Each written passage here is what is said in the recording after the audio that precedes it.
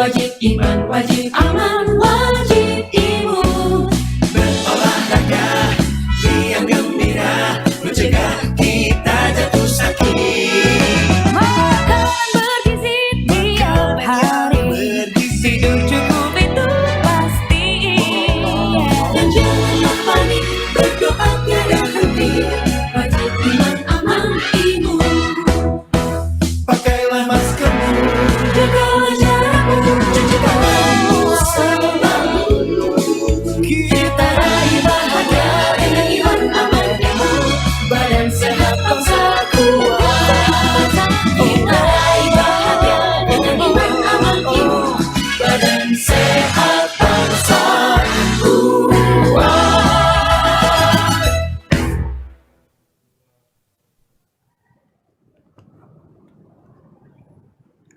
Assalamualaikum warahmatullahi wabarakatuh. Selamat sore, salam sejahtera untuk kita semuanya.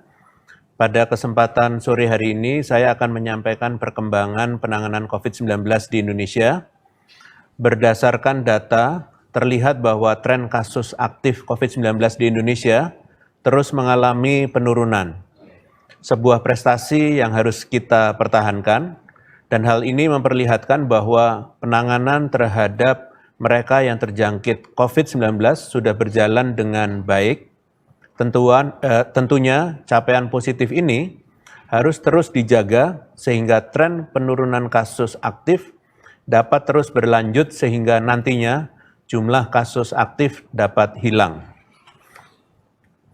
Pemerintah terus memonitor dampak dari penyakit COVID-19 termasuk angka kematian yang ditimbulkan. Ini dilakukan agar dapat memformulasi strategi dan respon yang tepat guna terus menekan kasus kematian yang ditimbulkan oleh COVID-19. Saya akan menyampaikan perkembangan angka kematian akibat COVID-19 nasional sejak kemunculan kasus pertama di Indonesia pada tanggal 2 Maret 2020 lalu. Seperti yang tampak pada grafik bahwa selama periode Maret sampai dengan September 2020, kasus meninggal mengalami tren peningkatan, kemudian sempat menurun pada bulan Oktober dan November 2020, namun mengalami peningkatan hingga bulan Januari 2021. Meskipun mengalami tren peningkatan, namun jumlah peningkatannya bervariasi setiap bulannya. Pada 4 bulan pertama, perkembangan angka kematian COVID-19 cenderung tajam peningkatannya di Indonesia hingga mencapai 70%. Masa-masa ini adalah masa di mana Indonesia dihadapkan pada pandemi COVID-19 yang terjadi secara tiba-tiba dan tengah melakukan upaya percepatan penanganan semaksimal mungkin. Salah satunya menerapkan kebijakan pembatasan sosial berskala besar. Kemudian pada bulan Juli menuju Agustus 2020, penambahan kematian COVID-19 sempat mengalami penurunan dibandingkan bulan-bulan sebelumnya. Namun sayangnya, pada bulan September mengalami peningkatan yang signifikan sebesar 46% atau 1048 kematian yang dikontribusikan dari libur panjang tanggal 15 sampai dengan 17 dan 20 sampai 23 Agustus 2020. Selanjutnya, pada bulan Oktober dan November, penambahan kematian cenderung menurun jumlahnya. Peningkatan tajam kembali terjadi pada bulan Desember 2020 dan Januari 2021, seiring terjadinya libur panjang Natal dan Tahun Baru 2021. Kenaikan yang terjadi sejak bulan November hingga Januari adalah sebesar 4.252 kematian atau meningkat lebih dari 100% dari bulan Oktober. Ini artinya bahwa implikasi kematian pada setiap event libur panjang yang terjadi sepanjang 1 tahun ke belakang, di bulan-bulan tanpa libur panjang, jumlah orang yang meninggal akibat COVID-19 adalah 50 sampai dengan 900 orang. Sedangkan di bulan-bulan dengan libur panjang, jumlah orang yang meninggal meningkat tajam menjadi 1.000 sampai 2.000 orang. Sekali lagi saya sampaikan bahwa data menunjukkan bahwa keputusan kolektif untuk tetap berlibur panjang saat pandemi adalah keputusan yang tidak bijak, karena secara langsung berdampak pada jumlah orang yang meninggal. Bayangkan dalam 1 bulan, kita bisa kehilangan lebih dari 1.000 nyawa hanya karena memilih untuk melakukan perjalanan dan berlibur. Untuk itu, karena kita baru memulai tahun 2021, hendaknya pemerintah dan masyarakat belajar untuk membuat keputusan yang lebih bijaksana dan tidak membahayakan nyawa diri sendiri dan orang lain. Selanjutnya saya akan menyampaikan terkait perkembangan zonasi kepatuhan memakai masker serta menjaga jarak dan menghindari kerumunan. Berdasarkan data pemantauan terkait kedisiplinan dalam mematuhi protokol kesehatan, maka dapat terlihat dalam 1 minggu terakhir, sebanyak 140 kabupaten kota atau 32,11% memiliki kepatuhan memakai masker di tingkat 76 sampai dengan 90%. Selain itu, sebanyak 118 kabupaten kota atau 27,06% memiliki kepatuhan memakai masker di tingkat 91 sampai 100%. Selanjutnya, sebanyak 101 kabupaten kota atau 23,17% memiliki kepatuhan memakai masker di tingkat 61 sampai 75% dan sebanyak 17,66% atau 77 kabupaten kota memiliki kepatuhan di bawah 60%. Selain itu, berdasarkan data kepatuhan menjaga jarak dan menghindari kerumunan, terlihat bahwa mayoritas kabupaten kota di Indonesia, yaitu sebanyak 37,16% atau sejumlah 162 kabupaten kota, memiliki kepatuhan dalam menjaga jarak dan menghindari kerumunan di tingkat 76 sampai dengan 90%. Selanjutnya, sebanyak 109 kabupaten kota atau 25% ini memiliki kepatuhan di tingkat 91 sampai dengan 100%. Selain itu, terdapat 96 kabupaten kota atau 22,02% yang memiliki kepatuhan di tingkat 61 sampai dengan 75% dan hanya 69 kabupaten kota yang memiliki kepatuhan di bawah 60%. Secara umum, mayoritas kabupaten kota sudah cukup patuh dalam memakai masker serta menjaga jarak dan menghindari kerumunan. Dan tentunya hal ini merupakan capaian yang positif. Oleh karena itu, saya meminta kepada daerah yang sudah patuh untuk dapat terus mempertahankan kepatuhannya. Bagi daerah lainnya yang tingkat kepatuhannya masih rendah, maka harus kembali ditingkatkan. Selanjutnya, saya akan menyampaikan perkembangan pelaksanaan PPKM Mikro dan pembentukan posko di 4 kelurahan di Indonesia. Beberapa perwakilan dari tingkat kelurahan, kecamatan, dan provinsi mempresentasikan progres pelaksanaan PPKM Mikro dan pembentukan posko secara berkala dan bergantian pada rapat koordinasi Satgas yang dilaksanakan setiap minggunya sebagai bentuk komunikasi dan koordinasi antara pusat dan daerah. Hari ini saya akan menyampaikan perkembangan di 4 kelurahan, yaitu di Kelurahan Pasar Minggu, Jakarta Selatan, Kelurahan Muktisari, Kota Banjar, Kelurahan Wirokerten, Kota Bantul, dan Kelurahan Joglo, Jakarta Barat. Pertama, dari Kelurahan Pasar Minggu di Jakarta Selatan. Pertanggal 7 Maret 2021, terdapat 89 RT di zona hijau dan 21 RT di zona kuning. Sedangkan tidak ada zona oranye dan zona merah di kelurahan tersebut.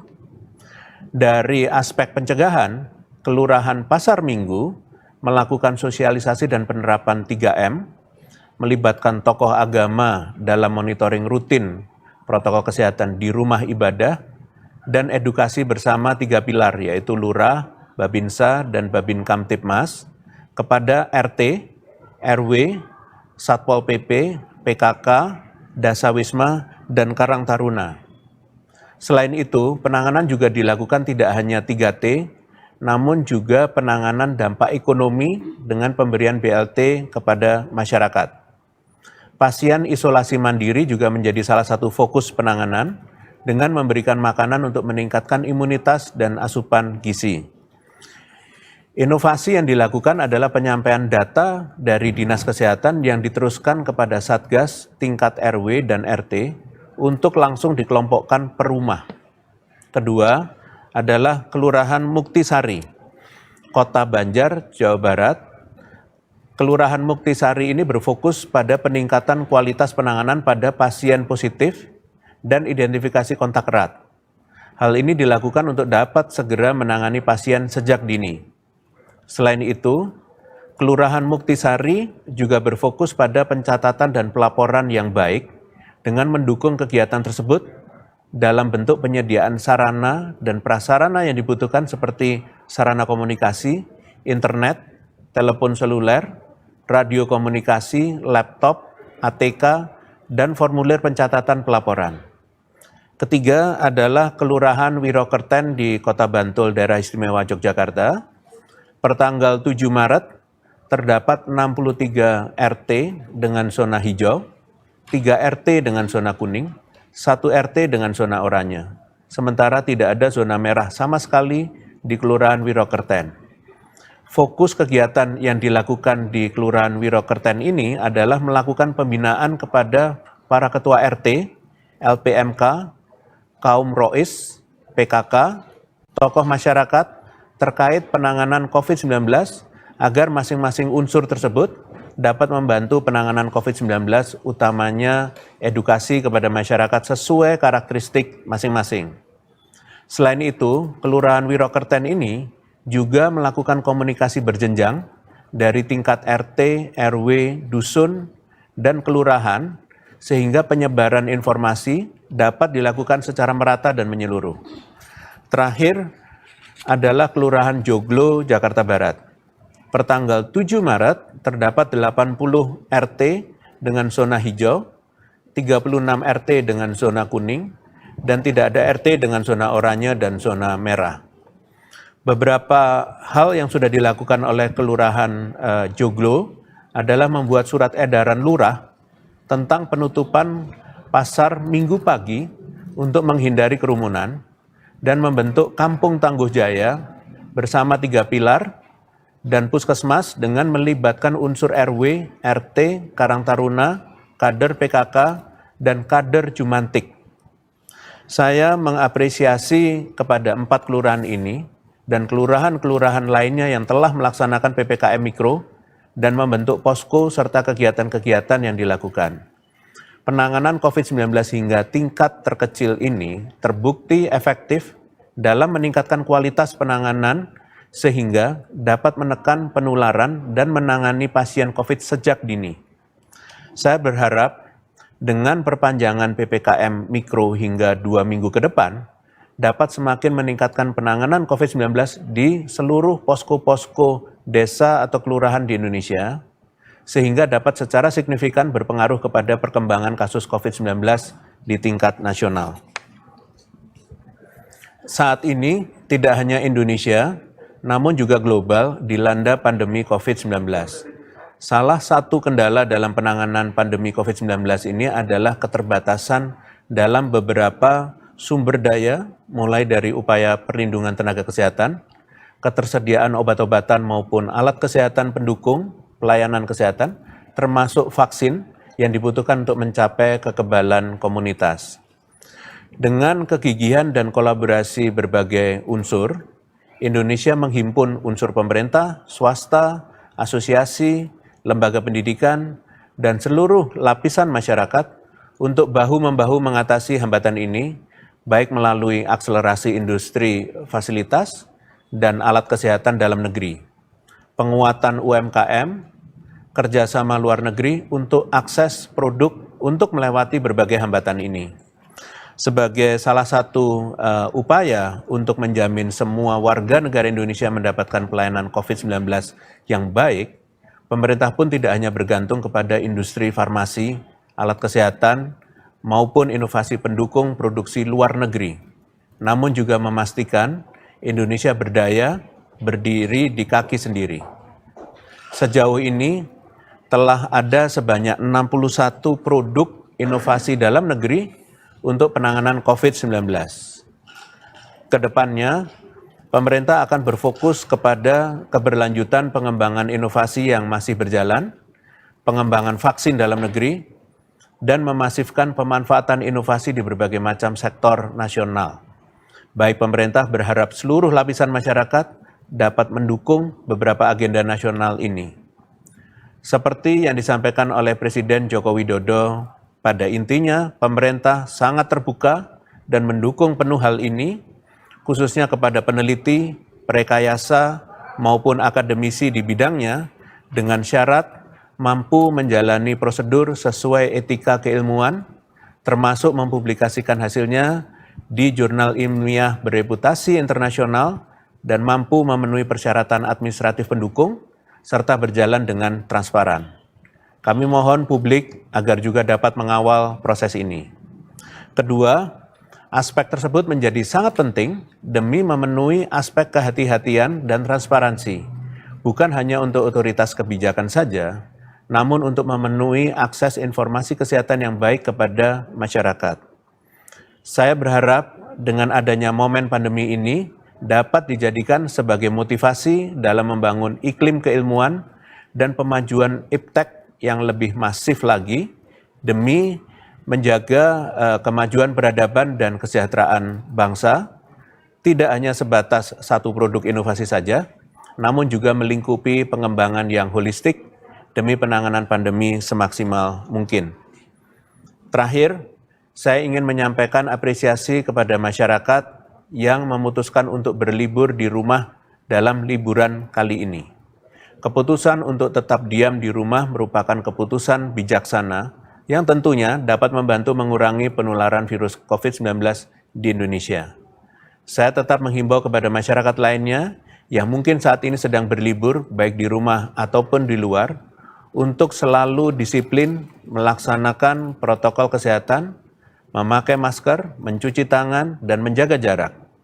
Mari juga saling mengingatkan keluarga, kerabat, dan orang-orang di sekitar kita untuk tetap menaati protokol kesehatan. Sekian sesi paparan pada hari ini, selanjutnya dilanjutkan dengan tanya jawab media. Terima kasih Prof. Ada beberapa pertanyaan dari media. Yang pertama dari Andrian Tirto. Beberapa hari kemarin muncul kegiatan parpol yang melibatkan masyarakat dan menimbulkan kerumunan di Jakarta maupun Deli Serdang. Apa ada tindakan dari Satgas berupa pemberian sanksi kepada parpol maupun penyelenggara kegiatan? Lalu bagaimana dengan upaya tracingnya? Terima kasih. Baik, terima kasih pada tirto.id. Jika terdapat pelanggaran, tentunya akan ada sanksi yang dijatuhkan. Namun perlu diingat, penindakan terhadap kegiatan yang melanggar protokol kesehatan di tengah masa pemberlakuan PPKM Mikro, termasuk juga upaya tracing, merupakan kewenangan dari Satgas yang ada di setiap daerah. Kami mohon agar semua pihak bahwa pandemi ini belum berakhir dan kita harus senantiasa waspada dan terus disiplin mematuhi berbagai ketentuan yang berlaku selama pemberlakuan PPKM Mikro. Terima kasih. Terima kasih Prof. Selanjutnya dari Kaira, cnnindonesia.com, naviladetik.com, Wisnu Kumparan, Marsio, The Jakarta Post. Prof. Wiku, selamat pagi, izin bertanya, perihal kabar penangguhan AstraZeneca di 8 negara Eropa usai adanya dugaan pembekuan darah, saat ini sikap pemerintah seperti apa? Mengingat AstraZeneca sudah tiba tempo hari lalu. Terima kasih. Terima kasih pada indonesia.com, detik.com, Kumparan, dan juga The Jakarta Post. Pemerintah terus mengikuti perkembangan isu terkait vaksin AstraZeneca ini. Namun pada prinsipnya, vaksin AstraZeneca yang sudah ada di Indonesia aman untuk digunakan. Sesuai dengan pernyataan dari European Medicine Agency atau EMA yang disampaikan pada hari Kamis kemarin, saat ini tidak ada indikasi bahwa vaksinasi AstraZeneca menyebabkan pembekuan darah. Hal ini juga tidak terdaftar sebagai efek samping dari vaksin AstraZeneca. Faktanya, lebih dari 10 juta vaksin AstraZeneca yang telah digunakan tidak menunjukkan bukti peningkatan risiko emboli paru ataupun trombosis vena dalam golongan usia, jenis kelamin, dan golongan lainnya di negara-negara yang menggunakan vaksin COVID-19 AstraZeneca. Hal ini menunjukkan bahwa jumlah kejadian sejenis ini secara signifikan lebih rendah pada penerima suntikan vaksin dibandingkan dengan angka kejadian pada masyarakat umum. Kedepannya, penggunaan vaksin AstraZeneca ini akan terus dipantau sehingga jika terdapat KIPI, dapat segera diambil langkah-langkah penanganan yang sesuai. Terima kasih. Terima kasih Prof. Selanjutnya dari Marsio The Jakarta Post. Apakah vaksin dari AstraZeneca sudah sempat disuntikan ke penerima di Indonesia? Apakah pemerintah atau Satgas menerima laporan kasus penggumpalan darah seperti yang dilaporkan di negara lain? Terima kasih pada The Jakarta Post. Sampai saat ini vaksin AstraZeneca belum disuntikkan untuk target vaksinasi nasional, mengikuti proses alokasi yang akan ditentukan oleh Kementerian Kesehatan dan sertifikat halal dari MUI. Namun, adanya monitoring kemunculan kejadian ikutan pasca imunisasi atau KIPI dari pelaksanaan vaksinasi apapun, produk ini terus dilakukan oleh fasilitas kesehatan pelaksana vaksinasi yang diawasi terpusat oleh Badan POM dan dianalisis lebih lanjut oleh Komnas KIPI. Terima kasih. Terima kasih Prof. Pertanyaan terakhir dari Gusti 20 detik. Untuk long COVID, siapa saja yang kira-kira bisa mengalami long COVID dan apa sebabnya? Apakah bisa sembuh dan bagaimana cara mengatasinya? Baik, terima kasih pada detik. Siapapun yang pernah terinfeksi COVID-19 berpotensi mengalami long COVID. Hal ini sangat tergantung pada daya tahan tubuh dan juga derajat keparahan dari gejala yang dialami saat terjangkit COVID-19. Pada prinsipnya, mereka yang mengalami long COVID dapat sembuh, namun waktu kesembuhannya berbeda untuk setiap orang. Demikian, terima kasih atas pertanyaan dari media. Dengan demikian berakhir konferensi pers pada sore hari ini. Terima kasih atas perhatiannya. Selamat sore. Wassalamualaikum warahmatullahi wabarakatuh.